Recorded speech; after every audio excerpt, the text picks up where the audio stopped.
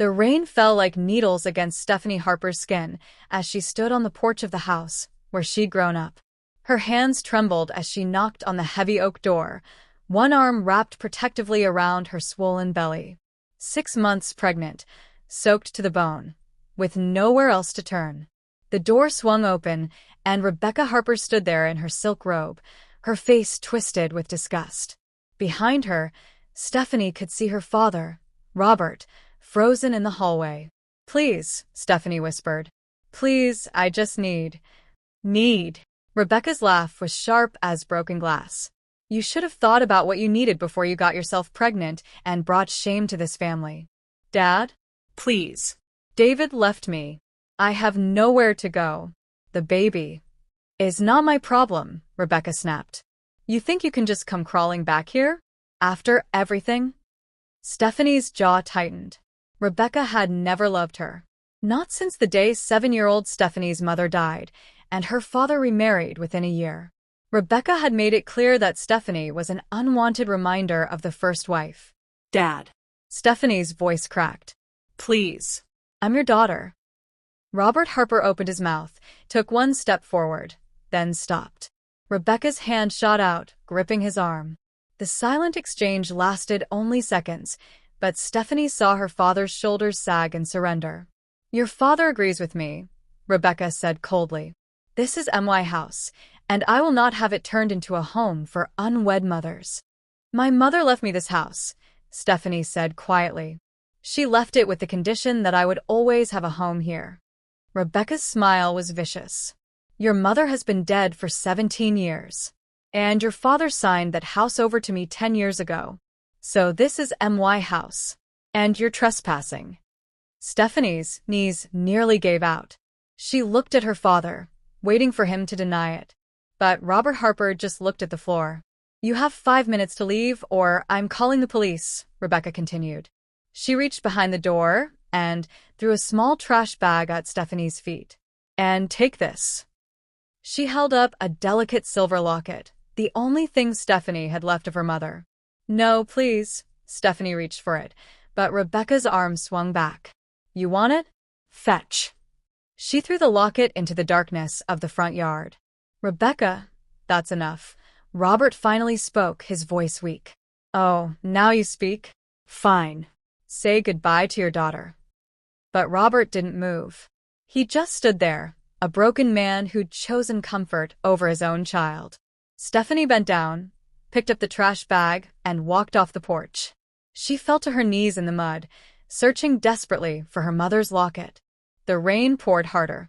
Her fingers dug through the wet earth until finally she felt the cold metal chain. Behind her, the door slammed shut.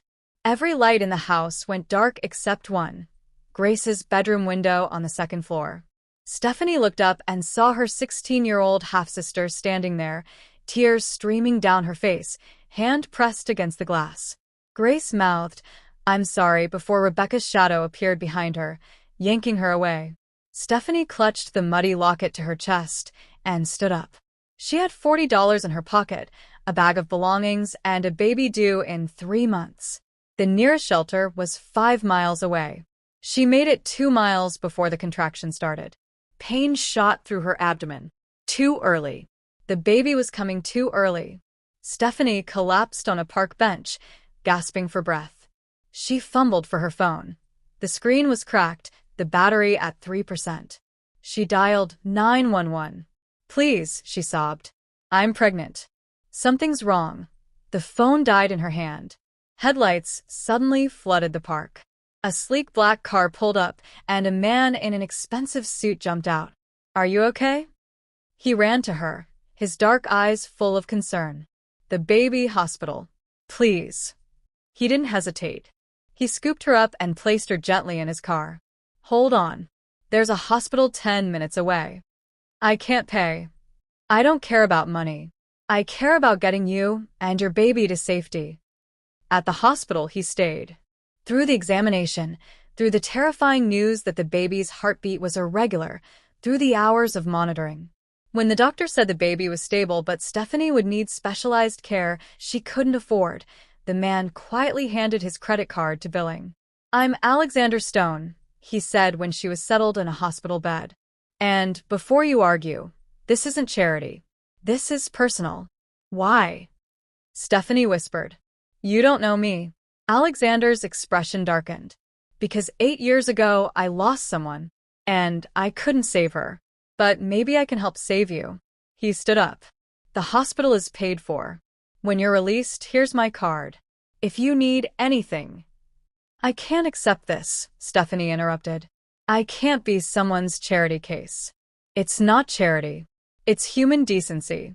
Something I wish someone had shown me when I needed it most. Then he was gone. Stephanie stayed in the hospital for 3 days. The doctors discovered the baby had a heart condition.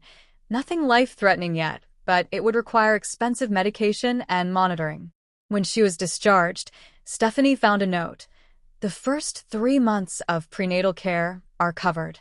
After that, you're on your own unless you call me. Yes. She threw the card away. Pride, she would learn, was a luxury she couldn't afford. Oh wow. Thrown out by her own family while pregnant. Her father just stood there. If Rebecca's cruelty is making your blood boil, smash that like button right now. Subscribe to AfriTales by Annabelle because this story is just getting started. Drop a comment. Was Stephanie right to refuse Alexander's help? Chapter 2 reveals how she survives the next 4 years, and it will break your heart. Share this video. Turn on notifications. For years later, Stephanie Harper had learned that survival wasn't noble. It was exhausting. Her alarm went off at 4:30 a.m. She silenced it quickly, not wanting to wake Emma, who was curled up beside her in their tiny bed. Their apartment was actually a converted storage room with one window, a hot plate, and a bathroom the size of a closet. But it was theirs. Stephanie kissed her daughter's forehead. Mommy will be back soon, baby. Emma stirred. Mommy, where you going? Just to work, sweetheart. Mrs. Chin will take you to daycare. I don't feel good, Emma murmured, her voice raspy. Stephanie's heart clenched. She pressed her hand to Emma's forehead. Warm, but not quite a fever.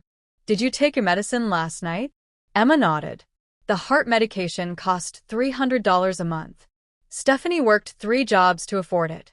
Cleaning offices from 5 a.m. to 8 a.m., selling homemade food during lunch, and doing laundry for neighbors in the evenings. She arrived at Sterling Tower at 5 a.m. sharp. The building housed one of the city's most successful tech companies. She'd been cleaning the lower floors for 2 years. Morning, Steph, called Marcus, the night security guard. Morning, Marcus. By 7:30 a.m., Stephanie had cleaned 3 floors. She was mopping the 20th floor, an area normally off-limits, when she realized she'd taken the wrong elevator. This was the executive suite. If her supervisor found out, she'd be fired.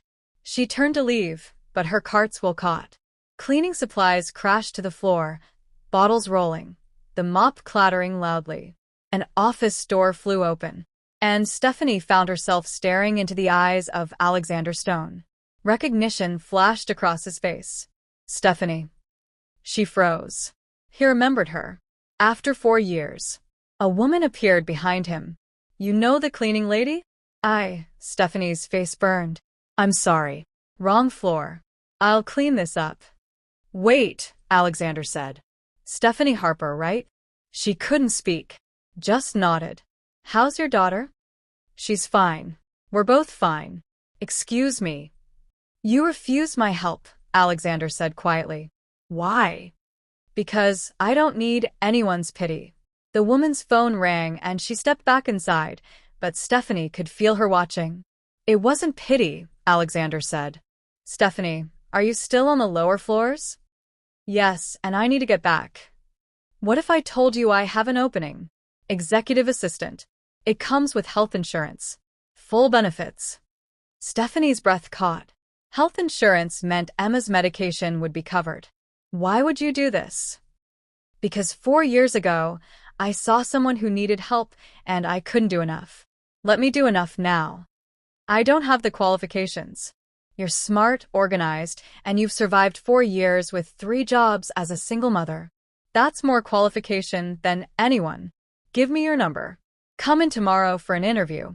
If you're terrible, I won't hire you. Fair. It wasn't fair. It was a gift. But Emma's raspy cough echoed in her mind. She gave him her number. That evening, Mrs. Chin met her outside with Emma. She's been coughing all day. She needs a doctor. The emergency room visit cost $400. The doctor said Emma's medication needed to be increased, another $150 a month. Stephanie sat in the hallway and cried while Emma slept. Mommy, Emma stood in the doorway. Why are you sad? I'm not sad, baby. Just tired. Is it because we don't have grandparents? Emma asked. Sarah says everyone has grandparents. Sarah. The elderly homeless woman who sat near Stephanie's food cart. You do have grandparents, Stephanie lied. They just live very far away. Do they love me? The question shattered Stephanie's heart. Yes, baby. They love you so much. When can I meet them? Someday, Stephanie whispered, knowing that day would never come. The next morning, Stephanie wore her only professional outfit to the interview. She sat in Alexander's office, hands folded to hide their trembling. Tell me about yourself, Alexander said. I'm a single mother. I work 3 jobs. I'm reliable and I learn fast. Why 3 jobs? My daughter has a heart condition. The medication is expensive. And her father? Stephanie's jaw tightened. Gone. He left the day I told him I was pregnant. Alexander nodded slowly. If I hire you, I need to know you won't run again. Run. 4 years ago, I tried to help. You threw away my card. Shame heated her cheeks. I'm not running now. I'm here because my daughter needs me to be. Good. He slid a folder across the desk. Employment contract. Salary, benefits, health insurance that covers dependents. Start Monday. The salary was more than all 3 jobs combined. Why are you doing this? Alexander's expression grew distant. Because 8 years ago, I had a daughter. Her name was Lily. She was 4 years old. There was an accident. She died instantly. My wife blamed me. My family told me to get over it, remarry, produce an heir.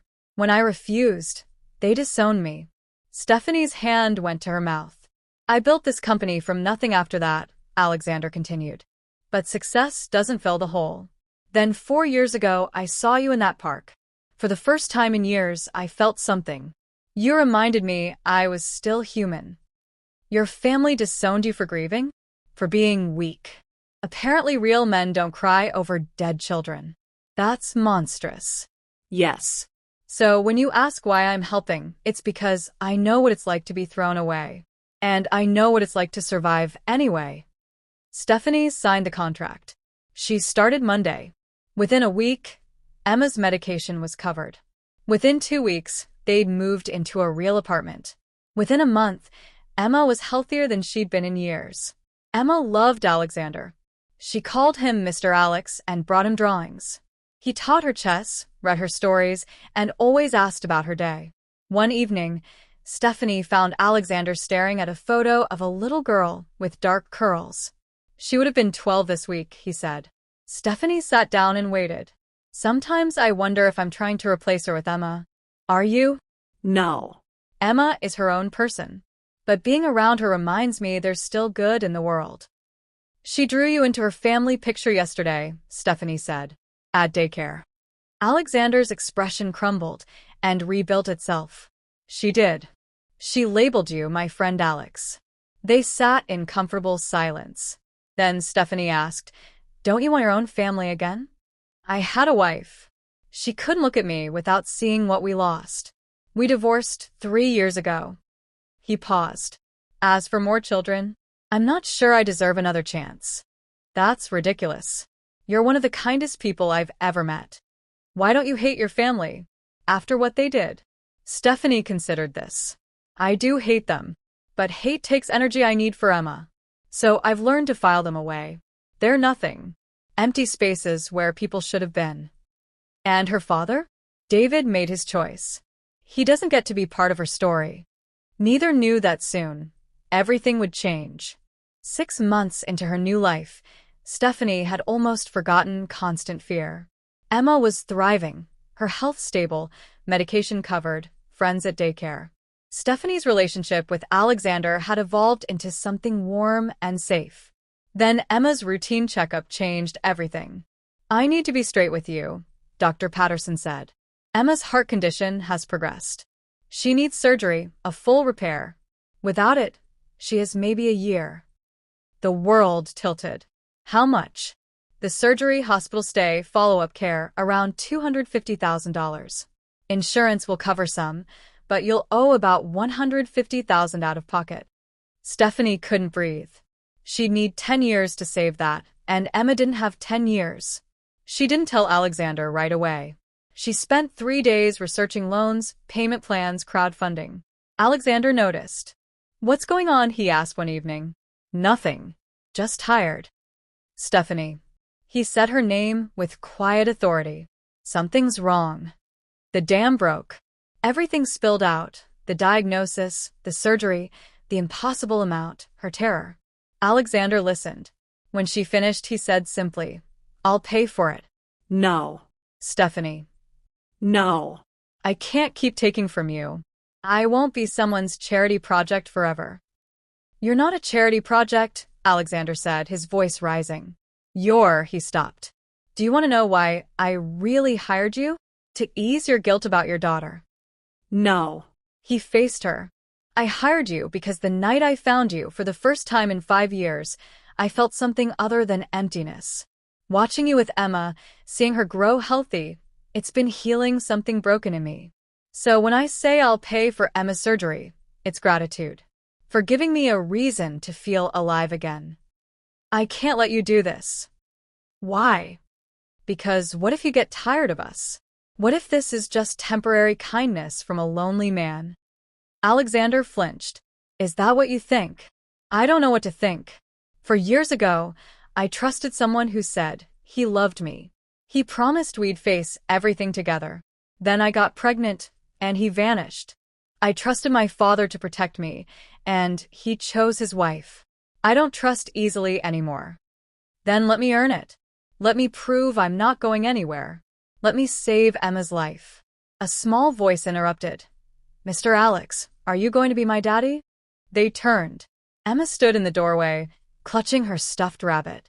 "Baby, you should be sleeping," Stephanie said. "But I heard you crying. Are you fighting?" "We're just talking about grown-up things." Emma walked to Alexander and took his hand. "My friend Sophia has a daddy. He picks her up and reads her stories." You do that for me. "So are you my daddy?" Alexander knelt down. "Would you want me to be?" Yes. "Because you make mommy smile. And you never leave." Stephanie covered her mouth, trying not to sob.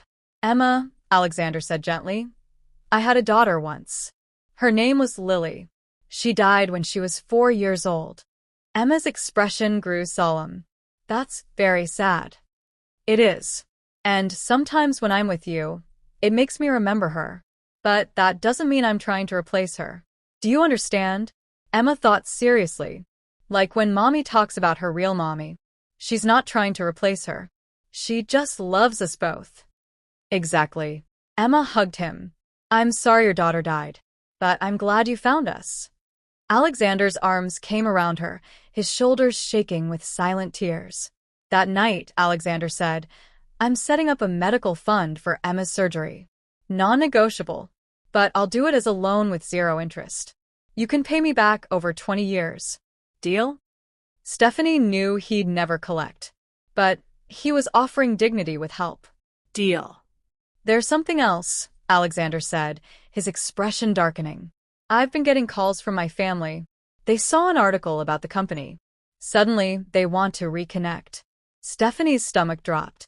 "What do they want?" "They saw my net worth. My mother left a voicemail saying she regrets our estrangement." "Not disowning me." "Estrangement. Like it was mutual." "Are you going to see them?" No. "I built this without them. But I'm telling you because if they know about me, they'll find out about you. They might try to use you against me." How? "By digging up your past. My mother is ruthless when she wants something. There's nothing to find. Just a pregnant girl thrown out. That might be exactly what she's looking for. Proof you're not suitable." I'm not dating you. I'm your employee. They won't see it that way. 2 weeks later, Stephanie received an anonymous envelope. Inside was a thick folder. Her medical records, her stepmother's statement about removing an unfit daughter, photos of their old apartment, records of her jobs. Someone had investigated her. The note said, "We need to talk." Margaret Stone. Alexander's mother had found her. And somehow, Stephanie knew this was just the beginning. Can you believe it? His mother crawling back after 8 years. Investigating Stephanie like a criminal? If this is making you furious, destroy that like button. Subscribe to AfriTales by Annabelle because Chapter 4 is when everything explodes. Comment, should Alexander meet his toxic mother? And what about Stephanie's stepmother? Will SHE show up too? Share this video. Turn on notifications. You do not want to miss what happens next. Margaret Stone appeared in Sterling Tower's lobby the next day. Security called up immediately. "Mr. Stone, there's a Margaret Stone here. She claims to be your mother." Alexander's jaw tightened. "Tell her I'm in meetings all day." She says she'll wait. When Alexander and Stephanie left for lunch, Margaret was still there, dressed in designer clothes. She stood when she saw them, her eyes going to their joined hands, a new development. "Alexander," Margaret said warmly, though her eyes were cold. "You've changed." "What do you want, Mother?" "To talk to my son." "Is that unusual? After 8 years?" "Yes." Margaret's gaze slid to Stephanie. "And who is this?" "None of your business," Alexander said, moving past her. Margaret blocked their path. "I heard you've been successful. The company is worth nearly $1 billion now. Your father would be proud." "My father died 7 years ago, and you didn't tell me. I found out from a newspaper." Margaret looked uncomfortable. "You'd made it clear you wanted nothing to do with the family. I refused to marry Victoria Chun for a business merger. You disowned me. You were being childish, refusing a good match because of sentimentality. I was grieving my daughter. My child had just died, and you told me to get over it and produce an heir. Those were your exact words." "We all grieve, Alexander. But life goes on. I don't care what the family needed. I built my own business. Without you. So, what do you want?" Margaret's eyes went to Stephanie again. "I want to reconnect. And to meet whoever has become important in your life. You've met her." Goodbye. As they moved past, Margaret's voice followed. "I know about the child, Stephanie. The sick child who needs expensive surgery. I know everything." Stephanie froze. They turned. Margaret was smiling. "Yes, I did my research. Single mother, abandoned by family, working minimum wage before my son rescued her. Quite the fairy tale. Poor girl meets rich man, secures her daughter's future. Very convenient. Careful, mother," Alexander warned. "I'm stating facts. What does a billionaire see in a cleaning lady? Unless there's a child involved. Men do become sentimental about children, especially men who've lost one." Stephanie felt sick. "That's enough. Security, escort Mrs. Stone out." "Wait." Margaret raised a hand. "I'm here to help. I have connections to the best pediatric surgeons. I could arrange Emma's surgery anywhere you want. All I ask is a conversation. Alone." It was a trap wrapped in kindness. "We don't need your help," Stephanie said. "Don't you? Because according to my information, even with my son's generosity, you're looking at substantial debt. I could make it disappear. For Emma's sake." The use of her daughter's name made Stephanie's blood run cold. Out. "Now," Alexander commanded. Security moved in. Margaret called back. "I'll be at the Rosewood through the weekend, darling. When you're ready to be reasonable." At 3 p.m., the receptionist called again. "There's a Rebecca Harper here to see Stephanie Harper. She says she's family." Stephanie's world tilted.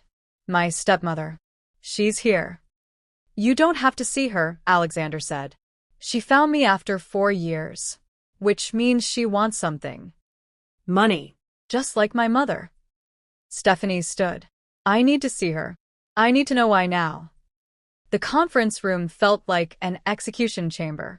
Rebecca sat at the table, older but still impeccably dressed. When Stephanie entered, Rebecca stood, her expression arranged into remorse. "Stephanie," Rebecca said, voice catching. "You look so well." "What do you want, Rebecca?" "Can a mother visit her daughter?" "You're not my mother. My mother is dead. You made sure I never forgot that." Rebecca's mask slipped. "I know I was harsh that night, but I was shocked. You threw me out in a rainstorm while I was 6 months pregnant. You threw my mother's locket in the mud. So no, I don't have to understand anything." What do you "Want." Rebecca sat back down. "Your father's business failed. We lost everything. The house is in foreclosure. We're facing bankruptcy." "Good. Stephanie, please. I know you're working for a wealthy man. Surely he could." "Could what?" give you money? "Bail out the people who threw his girlfriend out like trash." Rebecca's eyes gleamed. "So you are together. Does he know about David? About how you trapped that boy?" Stephanie laughed bitterly. "Trapped him? David left me. Blocked my number. If anyone was trapped, it was me. The optics aren't great, are they? Poor single mother attaches herself to a billionaire. I work for him. I earn my salary. Do you? Or are you earning it in other ways?" Stephanie stood up. "This meeting is over." "Wait. Your father is ashamed. He knows he failed you." "Good. He should be." Stephanie moved toward the door. "What about Grace?" "She wants to go to college, but we can't afford." Stephanie stopped. "Grace? Your sister. She remembers you fondly." The memory of Grace's face in the window flashed through Stephanie's mind. "If Grace wants to see me, she knows where to find me." But you? "Never again. I'll go to the press. Tell them about your past." "Do it," Stephanie said coldly. "Tell them how you threw a pregnant teenager out. See who the public sympathizes with." She walked out. Alexander was waiting. He pulled her into his arms. "She wanted money," Stephanie said. "They're broke. And she thought I'd save them." "What did you say?" "I said no. And it felt empty. I thought telling her off would feel good, but it just feels hollow. Because revenge doesn't heal wounds. It just proves you've survived them." Stephanie's phone rang. Unknown number. "Hello? Stephanie? It's Grace. Please don't hang up. I'm at a coffee shop 2 blocks away. Can you meet me? I need to tell you something." Stephanie looked at Alexander, who nodded. "I'll be there in 10 minutes." Grace had grown up. At 20, she was tall with kind eyes that held deep sadness. She stood when Stephanie entered. "You came," Grace said, voice breaking. "What do you want to tell me?" Grace glanced around, then lowered her voice. "That I'm sorry. That I've been sending you money for 3 years. Anonymous money orders. Did you get them?" Stephanie's mind reeled. The mysterious money orders. "That was you." Grace nodded, tears streaming. "It was all I could scrape together. I wanted to send more, but Mom monitors my bank account." "Grace, you didn't have to." "Yes, I did. The night Mom threw you out, I tried to stop her. And she told me that if I ever helped you, I'd end up just like you." "What does that mean?" Grace's face crumpled. 2 years ago, I got pregnant. I was 17. When Mom found out, she took me to a clinic. Held my hand while they ended it. Told me it was for my own good. That I'd ruin my life like you ruined yours." Stephanie felt punched. "Oh, Grace. I didn't want to. I begged her. But she made the appointment, drove me there, and told everyone I had appendicitis." Grace sobbed. "I see you with Emma, and I think about what my baby would have been like. I hate her, Stephanie." "She's not your mother," Stephanie said gently. "She's a woman who gave birth to you. But a real mother doesn't force her daughter to." She couldn't finish. Grace wiped her eyes. "There's more. Mom didn't just come for money. She has papers, documents claiming you owe her for raising you." She'll sue you. "It won't hold up, but it'll be expensive and humiliating." "Let her try." "But there's something else. David is back. Emma's father. He's been asking about you." Stephanie's blood ran cold. "How do you know?" He contacted me on social media. Asked where you were. I said no, but Stephanie, he's married now. To a wealthy woman. And she can't have children. The implication hit. He wants Emma. I think he might try for custody. He's got money now, lawyers. He deserves nothing. He abandoned us. I know. I wanted to warn you. Stephanie called Alexander. We have a problem. David showed up at Emma's daycare 3 days later. The director called. Miss Harper, there's a man here claiming to be Emma's father. He wants to see her. We didn't let him, but he's threatening legal action. Stephanie arrived within minutes. David stood in the lobby, older and better dressed, with a wedding ring and a smug expression. Stephanie, you look good. Get out. I just want to meet my daughter. I can and will deny you that. You gave up any rights when you walked away. Actually, David pulled out papers. I haven't. I'm still on the birth certificate. I never signed away parental rights, which means legally I can petition for custody. Alexander stepped forward. You'd lose. 4 years of abandonment doesn't play well. David's eyes flicked to Alexander with jealousy. And you are? Her lawyer. And trust me, you don't want this fight. Oh, I think I do. My wife and I want children. Emma deserves 2 parents, a stable home, private schools. Things you can't provide working as a cleaning lady. I'm an executive assistant. For now. But how long will that last? We're done, Alexander said, stepping between them. If you want to see Emma, file through the courts. But come near her again without documentation, and I'll have you arrested. David backed up. Fine. We'll do this the legal way. But think about what's best for Emma, not your pride. He left. Stephanie stood shaking. He can't take her, she whispered. Can he? Alexander's expression was grim. We need to call my lawyer. Now. That night, Emma asked, Mommy, why was that man at my school? Stephanie knelt down. Emma, remember how I told you your daddy lives far away? Emma nodded. That man is your biological father. He helped make you. But he left before you were born. Why is he here now? How did you explain that some people only want you when it's convenient? I don't know, baby. But I promise, no matter what, I will never let anyone take you. You're mine. You'll always be mine. Emma hugged her. I don't want another daddy. I want Mr. Alex. Over Emma's head, Stephanie met Alexander's eyes. His expression was fierce and protective. I'll call the lawyer tonight, he mouthed. But before he could, Stephanie's phone rang. A man's voice. Miss Harper? This is James Mitchell from Mitchell & Associates. I represent David Chen. I'm calling to inform you my client is filing for shared custody of Emma Harper. You'll be served papers within 48 hours. I'd advise you to get legal representation. The line went dead. It's happening, Stephanie said. He's really doing this. Alexander pulled out his phone. So are we. I'm calling Mark Richardson, the best family lawyer in the state. We'll fight this. And we'll win. But doubt crept in. David had money, lawyers, a stable marriage. What if the courts decided Emma deserved a traditional family? The next day, Margaret Stone's assistant called.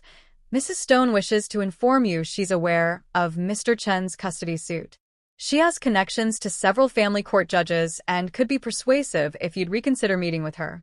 The message was clear. Help reconcile with me, or watch me help David take your daughter. The vultures were circling. The charity gala was Alexander's attorney's idea.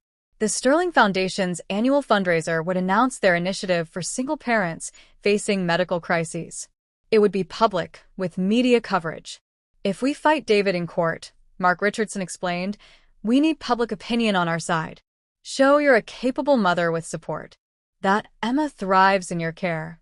It also sent a message to Margaret Stone. Alexander had moved on. Her leverage was meaningless. Stephanie wore a dress Alexander insisted on buying. Elegant but professional. Emma stayed home with Sarah, who'd moved into their building after Alexander quietly arranged housing. The elderly woman had become the grandmother Emma never had. The ballroom was magnificent.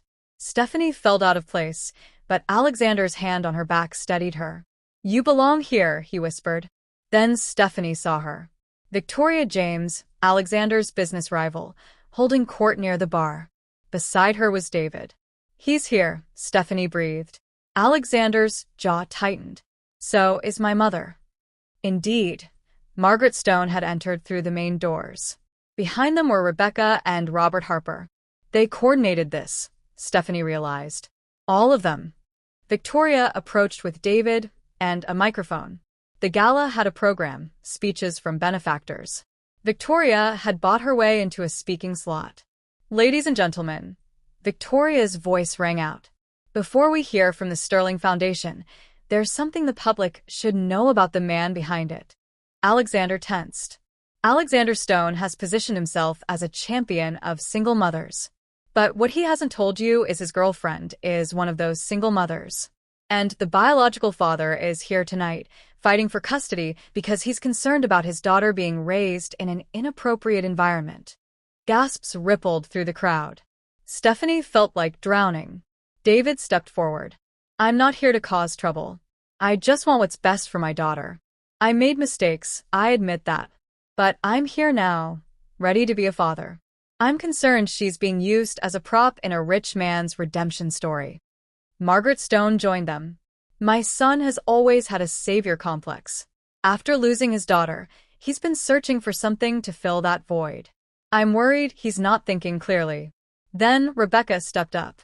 I'm Stephanie's stepmother. I raised her from a child. It breaks my heart to see her in this situation. I want her to know her family is here, that we love her, and want to help her make the right choices for Emma. The lies were so complete that Stephanie couldn't breathe. Alexander squeezed her hand once, then walked toward the stage. Excuse me, he said, taking the microphone. The room fell silent. Thank you for coming tonight. You've just witnessed a coordinated attack disguised as concern.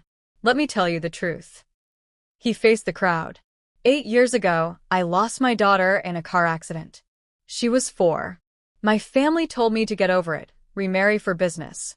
When I refused to grieve on their timeline, they disowned me. I haven't spoken to my mother in 8 years. Until last week, when she discovered I was worth nearly $1 billion. Margaret's face went white. 4 years ago, I found Stephanie collapsed in a park during a rainstorm. 6 months pregnant, going into early labor, thrown out by the woman claiming to love her tonight. That woman threw Stephanie out in the rain, threw her dead mother's locket in the mud. Her husband, Stephanie's father, stood by and did nothing. The crowd's attention shifted. I helped her to a hospital. And then I left because she was too proud to accept charity. I didn't see her for 4 years, until she was working 3 jobs to afford her daughter's heart medication. That's right, Emma has a heart condition requiring surgery that costs $250,000.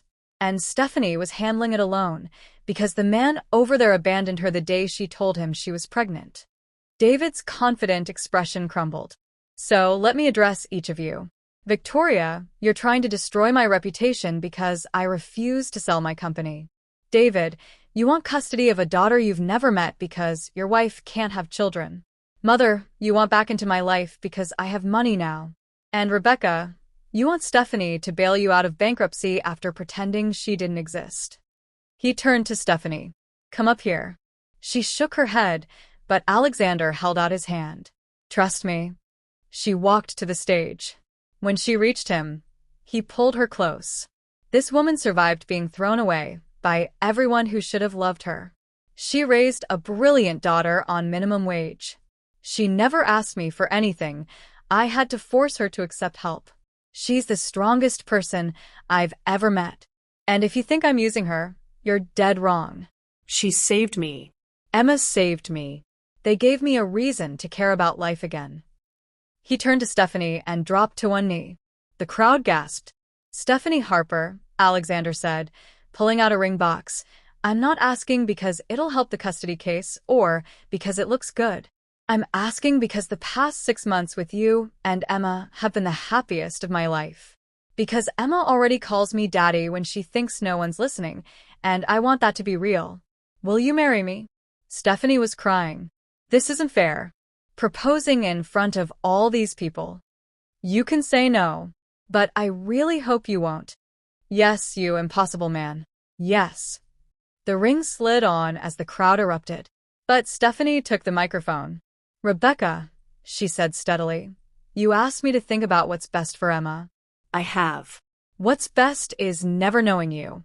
Never having the chance to make her feel as worthless as you made me feel. Rebecca's mouth opened, but Stephanie continued. David, you want to be a father? It's 4 years too late. Emma has a father. A man who reads to her every night, who knows her favorite color is purple. You're just a name on a birth certificate. Margaret, your son doesn't need you. He doesn't need your money or approval.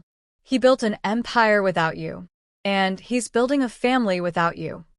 She handed the microphone to Alexander. He addressed David directly. My lawyers will file a restraining order tomorrow. No contact except through courts. And in court, we'll present 4 years of evidence you never tried to be a father. We'll win. To his mother, I've had 8 years to think about what I'd say. Turns out, I don't need to say anything. You're just nothing to me now. Security escorted all 4 out while the crowd watched. Then someone started clapping. Then another. Then the entire ballroom erupted. A reporter pushed forward. Are you really going to let family court decide? No, Alexander said. We'll fight for her. And we'll win. Because love isn't about DNA. It's about showing up. And I show up. 1 year later, Emma's surgery was successful. The custody battle had been brutal but brief. David's lawyer abandoned the case after 3 weeks when it became clear no judge would favor a man who'd abandoned his child. David sent one final text. You'll regret this. Stephanie blocked the number. Margaret Stone never contacted them again. She'd moved to Europe. Rebecca and Robert Harper lost their house. Grace graduated high school and accepted a scholarship paid by the Sterling Foundation. She visited often, became Emma's favorite aunt. Sarah lived in their guest house. She'd reconnected with her story, how Rebecca had kicked her out after Robert remarried. Sarah and Stephanie had cried together realizing they were both survivors of the same woman's cruelty. The wedding was small, close friends, Grace, Sarah, and Emma as flower girl. Stephanie wore her mother's locket. Alexander cried during vows. Emma interrupted the kiss to announce, finally a real family now. 6 months after the wedding, 3 letters arrived. First from David's lawyer. My client wishes to relinquish all parental rights. Second from Rebecca. I'm writing to apologize and ask if we can meet. Your father is sick. Stephanie threw it away without reading more. Third from Margaret Stone's attorney. Mrs. Stone has been diagnosed with stage 4 cancer. She wishes to see her son. Alexander read it twice. What should I do? What do you want to do? Part of me wants to watch her suffer. The other part wants to be bigger than she was. Emma and I will support whatever you choose. But remember, forgiveness doesn't mean forgetting. Alexander visited his mother once. 10 minutes. He told her he'd become successful despite her. That he'd found real family after she discarded him. That he didn't hate her because hate required caring, and he didn't. Margaret died 2 weeks later. Alexander didn't attend the funeral. Robert survived his illness. He wrote letters Stephanie never opened. Grace said he'd left Rebecca, was trying to make amends. Stephanie told Grace some things couldn't be amended, only survived. Emma grew up knowing truth, that her biological father left, but her real daddy chose her. That blood didn't make family, love did. On Emma's 10th birthday, she asked, Mom, do you think Grandma Rebecca ever thinks about us? Maybe, but it doesn't matter. She had chances to love us and chose not to. I choose you, Emma said. And Dad. And Aunt Grace. And Nana Sarah. That's my family. That's exactly right. Years passed. Emma graduated high school as valedictorian, her speech about redefining family going viral. She chose social work, wanting to help kids who felt thrown away. The Sterling Foundation grew into a national organization helping 50,000 families. At 25, Emma got engaged to Claire, a pediatric surgeon. The wedding was in the same garden where her parents married. During her speech, Emma said, "Everyone talks about being born into family, but I want to talk about being chosen. My dad chose me when I was 4. He didn't have to. That choice changed everything. My mom chose to survive when it would have been easier to give up. Aunt Grace chose to be brave. Nana Sarah chose to love us. That's real family. It's choice. It's showing up. It's fighting for each other. It's choosing love over biology." There wasn't a dry eye in the garden. Later, Stephanie and Alexander watched their daughter dance. "We did it," Alexander said. "We built something beautiful out of rejection. We did more than that. We proved the people who throw you away don't get to write your ending. We wrote our own." And what an ending! "It's not an ending," Stephanie smiled. "It's just another beginning." They held each other and watched their miracle spinning under the stars.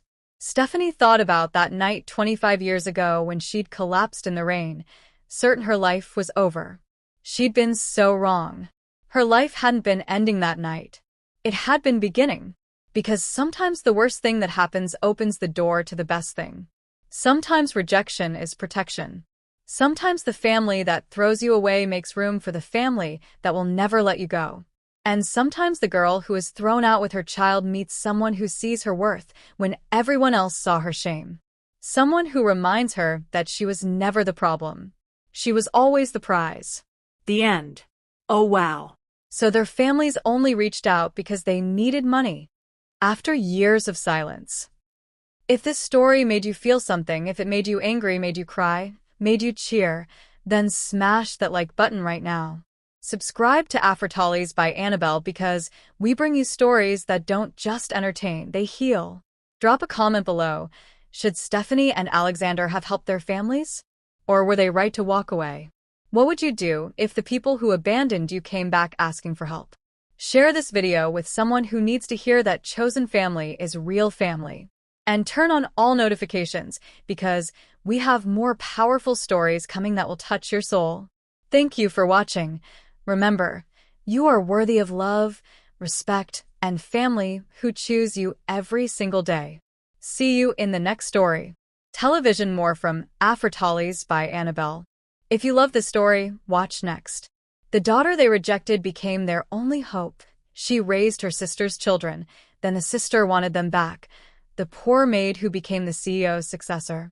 Don't forget to white heavy checkmark like this video, white heavy checkmark subscribe to the channel, white heavy checkmark share with someone who needs hope, white heavy checkmark comment your thoughts, white heavy checkmark turn on notifications for more inspiring stories. Hashtag single mother story, hashtag billionaire romance, hashtag family betrayal, hashtag chosen family, hashtag second chances, hashtag AfriTales by Annabelle, hashtag inspiring stories, hashtag heartwarming tales, hashtag toxic family, hashtag redemption, hashtag love story, hashtag real family, hashtag emotional story, hashtag life lessons, hashtag never give up.